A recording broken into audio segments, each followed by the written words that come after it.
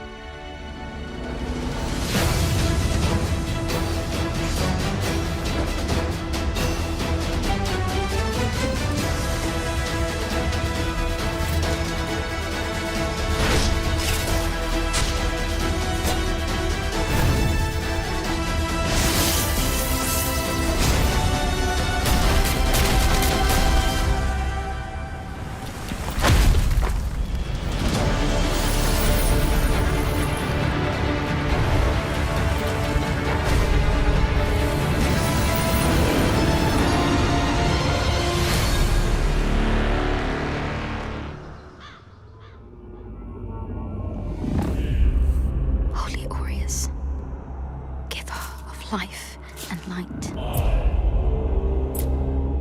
In your divine radiance, we trust. Shield our souls with grace, our hearts with hope.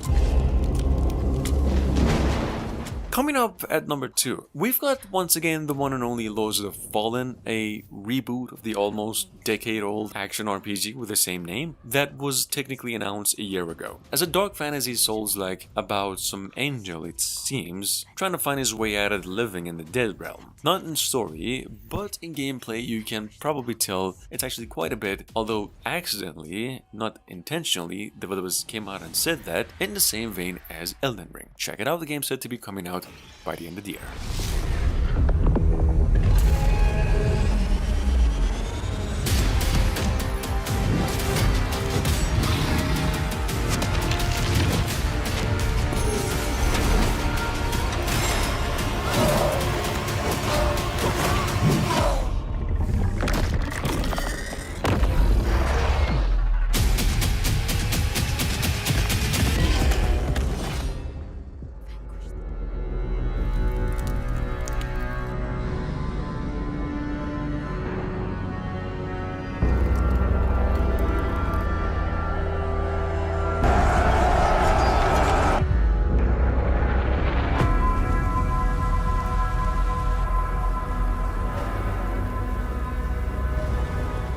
Bleak Faith Forsaken, which is just literally the oldest Souls-like game in development out of a Kickstarter and then a Patreon campaign, is now finally coming over to PCs, PS4 and Xbox One at the very moment though, March 10. Possibly at a later date for next generation of consoles as well. And you might want to know, Bleak Faith is actually packed as a cyberpunk and a dark fantasy Souls-like, then an open world in which you play the role of an omniscient sky entity trying to protect what's left of humanity.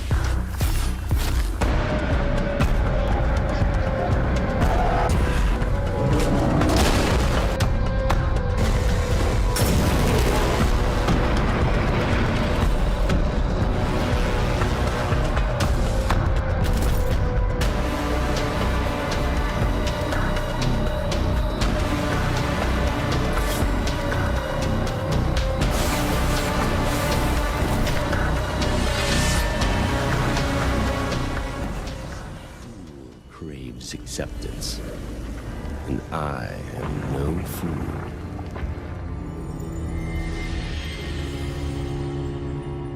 Fireshine Games just came out with the news that Lies of P is now coming to both generations of consoles and PCs, except Switch, though around August this year, which could actually go up to September or a month later, if any more time was acquired, which is most of the time the case of further polish. Lies of P, I've mentioned a dozen times before on the channel, is one of the most anticipated Souls-like games in which you play as Pinocchio. Game's actually available for pre-order right now. Magnificent.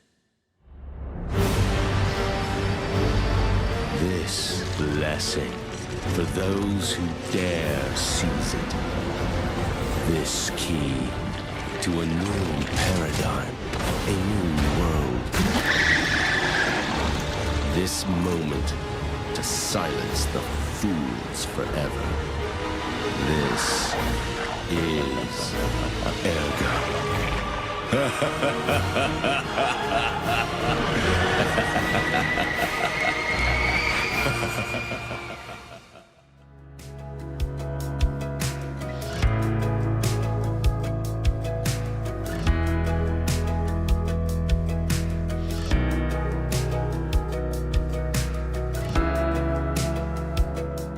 At number 5 it is once again Remnant 2, a sequel to the horror hit game Remnant from the Ashes 2019, those of you who missed it at the Game Awards last year. A third-person Souls-like horror shooter, maybe just about what you get by mixing some of the recently released Evil West and have it more of a shooter than a slasher, then also then a Souls-like. Check it out. Remnant 2 is on its way to all consoles except Switch later this year.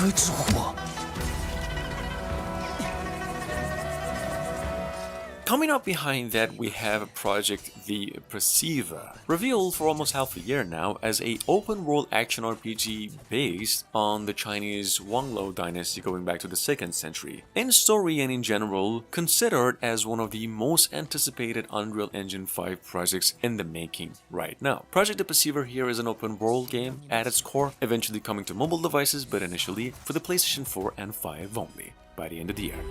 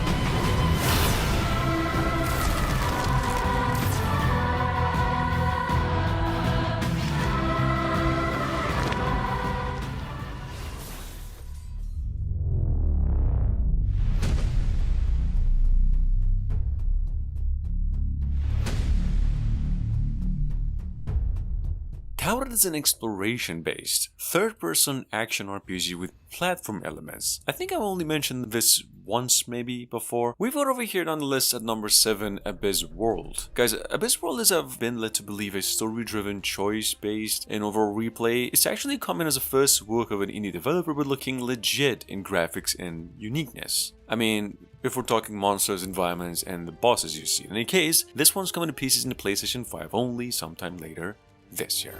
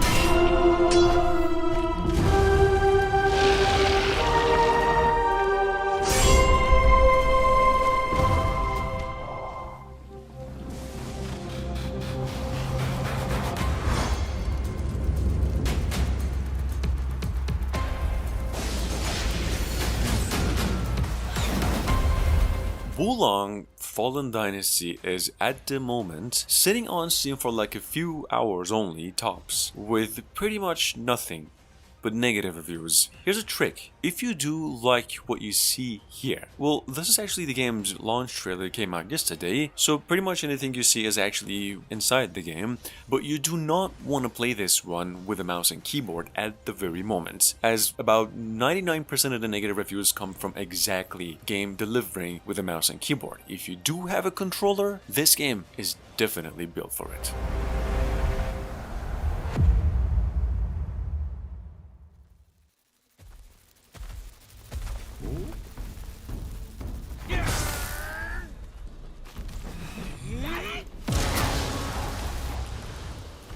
Regarded as the biggest game project out of China in the making. I mean, it's either that or Honor of Kings World, but Black Myth Wukong, which is an open-ended action RPG hack and slash, of course, Souls-like, is now releasing mid to late 2024. That will be around summer actually. That's just in case you were waiting for a quick reminder. This game is also an adaptation of the Chinese novel Journey to the West and has received more than enough interest since its reveal.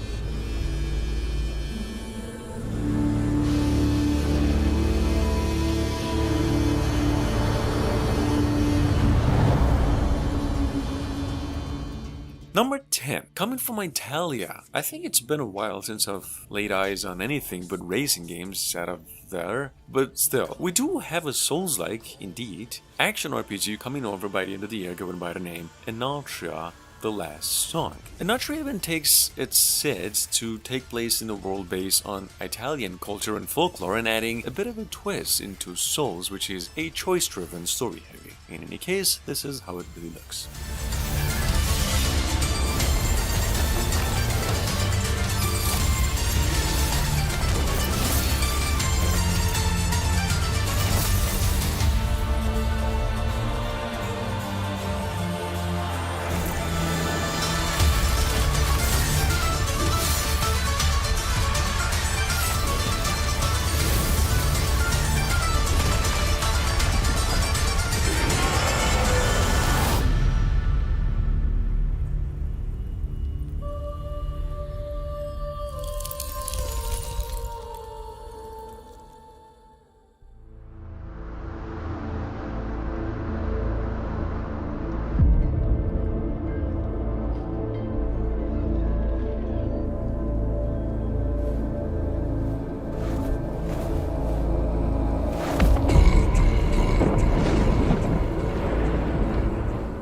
About half a year ago, we did come across a totally brand new indie studio revealing what they to be their totally brand new story-focused Souls-like action RPG going by Nazraleth, The Fallen World. Well, something taking cues from the Dark Souls game in general, specifically 3, set in an open world setting with a heavier focus on atmosphere. In any case, this game's said to be coming to PCs only sometime later this year, if we're lucky.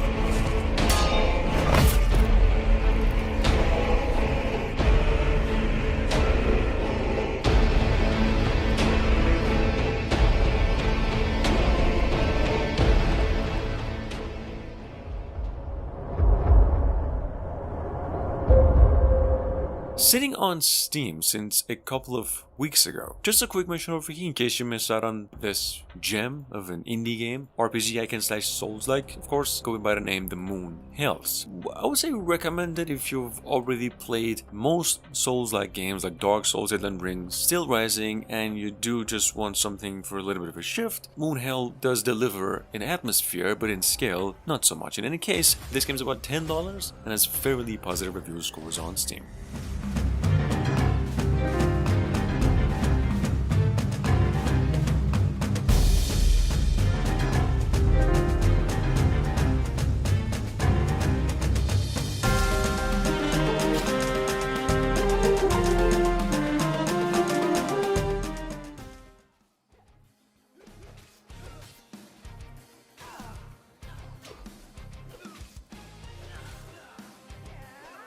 Stray Blade, however, God knows how long it's been for even a release window to hear about. Just went on and got itself a new trailer, reconfirmation that the game is coming to PCs, PlayStation 5 and Xbox Series X, April 20th this year. Stray Blade's coming from the famous publishers 505, a new developer actually going by Point Blank. This is an action RPG, of course, at basis, a narrative-driven fantasy.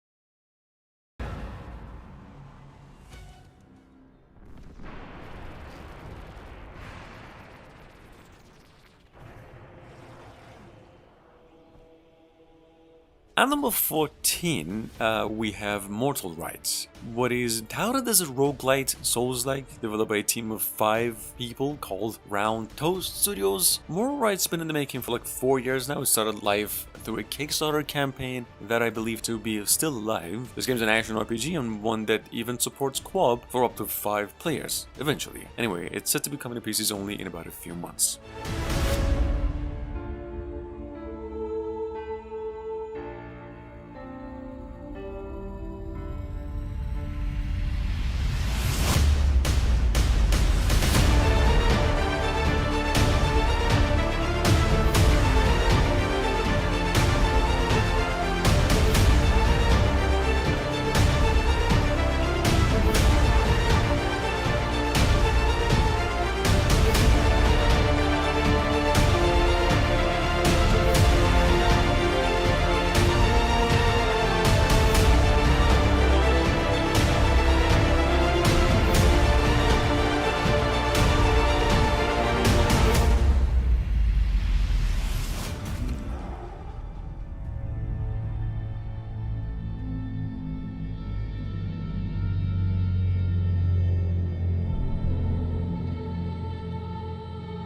Make of thyselves that which ye desire, be it a lord, be it a god.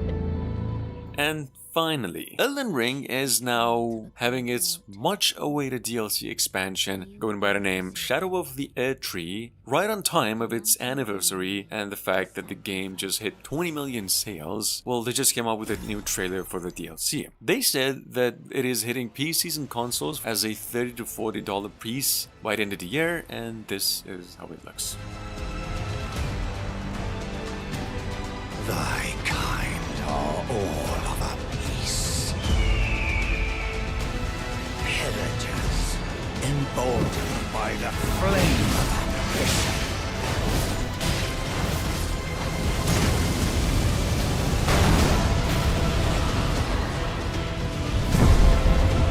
Champions, welcome!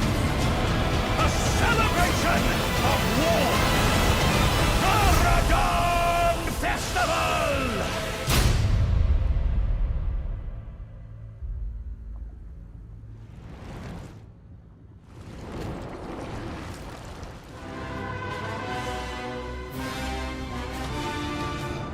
I pray that the guidance of grace abandons you. Why accept the burden of their grace, or be fooled by the dogmatic ramblings of the fingers? Rise with us against the Erdtree. Never met someone with a taste for brawn or trust. We'd make good mates, I reckon. I bid thee travel the path of the Lord. And once all is done, we shall see each other once more.